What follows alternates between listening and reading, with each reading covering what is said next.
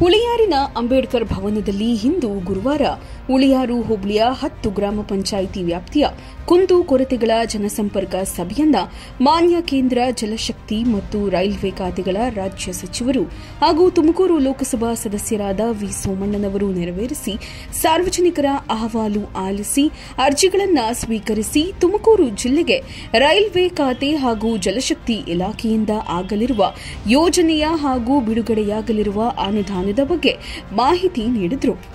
3 ಲಕ್ಷ ಕೋಟಿ ರೂಪಾಯಿಗಳನ್ನ ಶುದ್ಧ ಕುಡಿಯುವ ನೀರನ್ನು ಕೊಡಬೇಕು ರಾಷ್ಟ್ರದ ಜನರಿಗೆ ಅಂತ ನಮ್ಮೆಲ್ಲರ ನೆಚ್ಚಿನ ಪ್ರಧಾನಮಂತ್ರಿಗಳು 2019ರಲ್ಲಿ ಒಂದು ಇಲಾಖೆಯನ್ನು ಮಾಡ್ತಾರೆ. ಅಂತ ಇಲಾಖೆಗೆ ನಿಮ್ಮ ಸೋಮಣ್ಣನ ತುಮಕೂರಿನಿಂದ ಗೆದ್ದಂತವನ್ನ ರಾಜ್ಯದ ಮಂತ್ರಿಯಾಗಿ ಇಡೀ ರಾಷ್ಟ್ರದಲ್ಲಿ ಜಲಶಕ್ತಿ ಯೋಜನೆಯನ್ನ ನಮಗೆ ಕೊಡ್ತಾರೆ. ಸ್ಯಾನಿಟೇಷನ್, ನರೇಗಾ, ಮನೆ ಮನೆಗೆ ಟಾಯ್ಲೆಟು ಇವೆಲ್ಲವೂ ನಿಮಗೆ ಬರ್ತದೆ. ನನ್ನ ತಹಸೀಲ್ದಾರ್ಗಿನ್ನ 100 ಪಟ್ಟು ಕೆಲಸ ಜಾಸ್ತಿ ಇರೋದಾಗೆ ಹಾಗೆ ಹೇಳ್ಬಿಡುವಂತ ನಾನು ನೋಡ್ತೀರ ಜನ ನೋಡ್ತೀವಿ. ಯಾವುದು ನಿಮ್ದು ತುಮಕೂರು ಎಷ್ಟು ಜನಕ್ಕೆ ನಿಂದಂತ ಅದೃಷ್ಟ ಸಿಗ್ತದೆ. ತುಮಕೂರು ಜಿಲ್ಲೆ ನಿಮ್ ಜನ್ಮ ಕೊಟ್ಟಂತ ಜಿಲ್ಲೆ, ಕೊರಟಗೆರೆ ನಿಮ್ ತಂದೆ ತಾಯಿ ವಾಸ ಮಾಡೋ ಜಿಲ್ಲೆ.